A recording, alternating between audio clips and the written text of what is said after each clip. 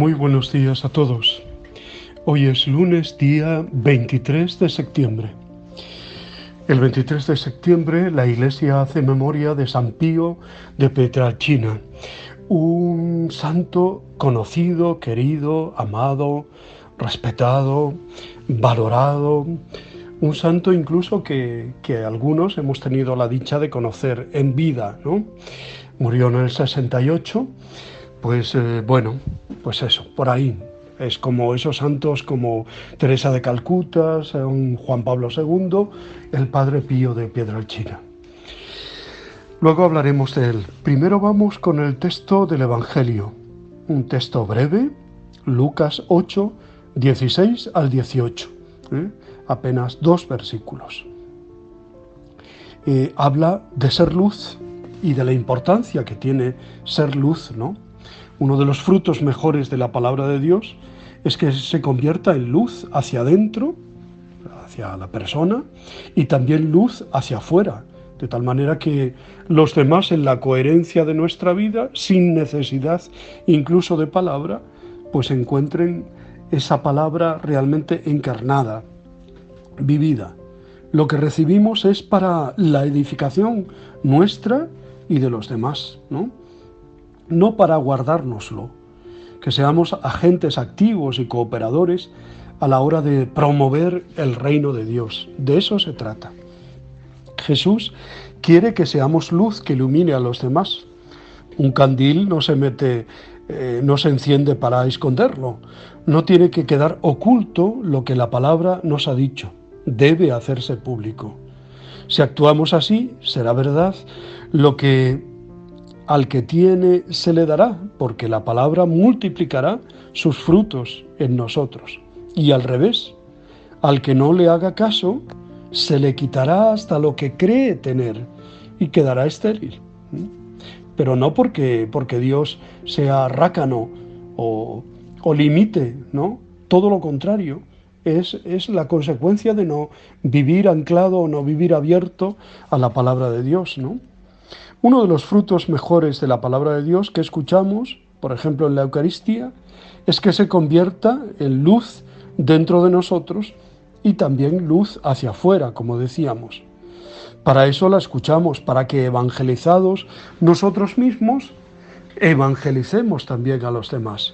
Y no porque cojamos un megáfono o nos subamos a un atril, ¿no? O sea que anunciemos la buena noticia de la verdad y del amor de Dios con la coherencia, esa palabrita que tanto nos gusta, la coherencia de vida. Lo que recibimos es para edificación de los demás y no para guardarlo. Como la semilla no está pensada para que se quede enterrada, sino para que germine y dé fruto. Tenemos una cierta tendencia a privatizar la fe. Incluso la sociedad, la política nos dice, no, cállate, no, eso a la sacristía, eso dentro del templo, aquí no. Mientras que Jesús nos invita a dar testimonio ante los demás siempre, en el trabajo, en la escuela, en el ocio, en la oficina, en día de fiesta, donde estemos. ¿Qué efecto evangelizador tiene el que un político o un deportista o un artista conocido no tenga ningún reparo en confesar su fe cristiana o su adhesión a los valores más profundos? ¿Iluminamos a los que viven con nosotros? ¿Les hacemos más fácil el camino? No hace falta escribir libros o emprender obras muy solemnes. ¿Cuánta luz difunde a su alrededor aquella madre sacrificada, aquel amigo que sabe animar y también decir una palabra orientadora, aquella muchacha que está cuidando de su padre enfermo, aquel anciano que muestra paciencia y ayuda con su interés y sus consejos a los más jóvenes, aquel voluntario que sacrifica sus vacaciones para ayudar a los más pobres. No encienden una hoguera espectacular, pero sí un candil que sirve de luz piloto y hace la vida más soportable a los demás.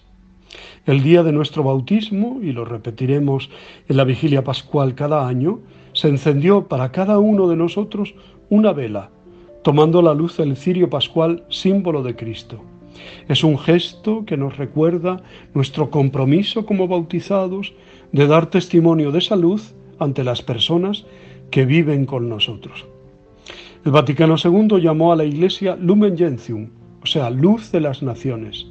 Lo deberíamos ser en realidad, comunicando la luz y la alegría y la fuerza que recibimos de Dios, de modo que no queden ocultas por nuestra pereza o nuestro miedo. Jesús, que se llamó a sí mismo luz del mundo, también nos dijo a sus seguidores: vosotros sois la luz del mundo. Somos iglesia misionera, debemos serlo siempre, que multiplica los dones recibidos, comunicándolos a cuantos más mejor. Decía que hoy celebramos la fiesta de San Pío, también conocido como San Pío de Pietrelcina o Padre Pío. Nació en Pietrelcina, Campania, el 25 de mayo de 1887 y murió en San Giovanni in Rotondo, en Apulia, el 23 de septiembre de 1968. Fue un fraile sacerdote católico italiano, famoso por sus dones milagrosos y por los estigmas que presentaban manos, pies y costado. Nacido como Francesco Forgione, le fue dado el nombre de Pío cuando ingresó en la Orden de los Hermanos Menores Capuchinos. Fue beatificado en 1999 y canonizado en el 2002 por el Papa Juan Pablo II. Francesco Forgione nació en Pietrelcina en 1887. Sus padres fueron Grazio Orazio Mario Forgione y su madre María Giuseppa Di Nunzio. Su familia era de clase humilde, trabajadora y muy devota. Desde niño mostró mucha piedad e incluso actitudes de penitencia. Su infancia se caracterizó por una salud frágil y enfermiza. Desde esta edad manifestó un gran deseo por el sacerdocio, nacido por el encuentro que tuvo con un fraile capuchino del convento de Morcone, a 30 kilómetros de Pietrelcina, llamado Fray Camilo, quien pasaba por su casa pidiendo limosna. Su padre tuvo que emigrar a América para poder pagar sus estudios. En 1898 a Estados Unidos y en 1910 a Argentina. De su niñez sufrió los que él llamaba encuentros demoníacos, que lo acompañaron durante su vida. Amigos y vecinos testificaron que en más de una ocasión lo vieron pelear con lo que parecía su propia sombra. El 6 de enero de 1903, con 16 años, fue aceptado como novicio en el convento de Morcone. El maestro de novicios era el padre Tommaso da Montes Sant'Angelo, a quien el padre Pío recordaba como un poco severo, pero con un corazón de oro, muy bueno, comprensivo y lleno de caridad con los novicios. La vida en el noviciado era muy dura, llena de ayunos y mortificaciones, que influyeron en el carácter y en el espíritu de los novicios. Los ayudaba a discernir si tenían verdadera vocación. En este periodo las enfermedades que arrastraba desde niño fueron aumentando y permanecieron con él hasta el día de su muerte. El maestro de novicios testificó que Fray Pío fue siempre un novicio ejemplar, puntual en la observancia de la regla y nunca daba motivo para ser reprendido. El 22 de enero de 1904 terminó su noviciado y pronunció sus votos temporales. El 25 de enero de ese mismo año se trasladó al convento de San Elías para continuar con sus estudios. En este convento sucede su primera bilocación, asistiendo al nacimiento de Giovanna Rizzani, hija de un conocido masón y futura hija espiritual suya, nacida en Udine, en Venecia, lejos de donde físicamente se encontraba el padre Pío en ese momento. El 27 de enero de 1907 hizo la profesión de sus votos solemnes. Ese mismo año fue trasladado al convento de Serra Capriola, ubicado a 15 kilómetros del mar, pero le perjudicó el clima y su salud decayó. Sus superiores lo enviaron de regreso a Pietrelcina para ver si el clima de su casa le hacía bien. En esta época la gente de su pueblo confiaba en él, pidiéndole consejo, y así Francesco empezó una dirección de almas. En 1908 regresó al convento, pero esta vez fue a Montefusco. En noviembre de ese año recibió las órdenes menores y luego el subdiaconado. Toda esta época fue para él de mucha oración y estudio. El 10 de agosto de 1910 fue consagrado sacerdote en la Catedral de Benevento, pero permaneció con su familia hasta el 16 por motivo de salud. Allí en su pueblo natal dijo haber recibido los estigmas. En septiembre de 1916 fue enviado al convento San Giovanni il Rotondo, donde vivió hasta su muerte. Durante la Primera Guerra Mundial sirvió en el cuerpo médico italiano.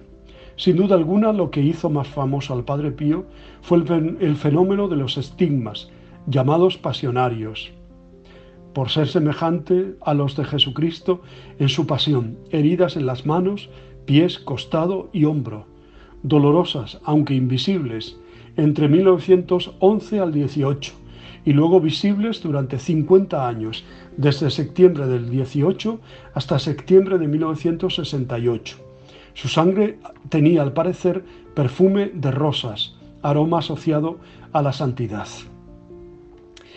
Ante la fama del padre, la Santa Sede envió a investigar a una celebridad en materia de psicología, el sacerdote Agostino Gemelli, franciscano, doctor en medicina, fundador de la Universidad Católica de Milán y amigo del Papa Pío XI. Cuando el padre Gemelli se fue de San Giovanni, sin haber visto siquiera los estigmas, publicó un artículo en el que afirmaba que estos eran de origen neurótico. El Santo Oficio se valió de la opinión de este psicólogo e hizo público un decreto que declaraba que no constaba la sobrenaturalidad de los hechos. En los años siguientes hubo otros 3 decretos, y el último fue condenatorio, y en el que se prohibían las visitas al Padre Pío o mantener alguna relación con él, incluso epistolar. Como consecuencia, el Padre Pío pasó 10 años, del 23 al 33, aislado completamente del mundo exterior. A raíz de la Segunda Guerra Mundial, el padre fundó los grupos de oración de cenáculo del Padre Pío. Los grupos se multiplicaron por toda Italia y el mundo. A la muerte del padre, los grupos eran 726 y contaban con 68.000 miembros. El Hospital Casa Alivio del Sufrimiento fue la gran obra del Padre Pío, la fundación de este hospital, donde atendía sobre todo a los más pobres, ¿no? Y podíamos también hablar largo y tendido sobre todo de su labor en el confesonario, donde la gente hacía colas y horas por ser confesado por el Padre Pío, ¿no?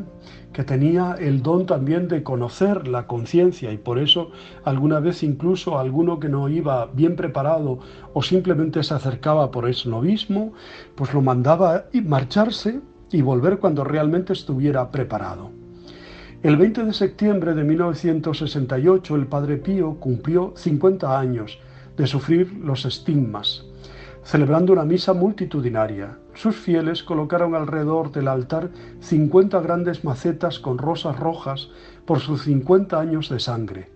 3 días después, el 23 de septiembre de 1968, el Padre Pío falleció a los 81 años. Su funeral fue tan multitudinario que hubo que esperar 4 días para que la multitud de personas pasara a despedirse. Se calcula que hubo más de 100.000 participantes en el entierro. Ya he dicho que fue beatificado y canonizado por San Juan Pablo II, que además le trató y le conoció, y el Padre Pío incluso una de las veces le dijo: usted va a ser papa. Bueno, pues lo dejamos aquí, aunque tendríamos para hablar mucho y muy largo y tendido acerca del Padre Pío. Yo os abrazo y os bendigo en el nombre del Padre, del Hijo y del Espíritu Santo. Os quiero.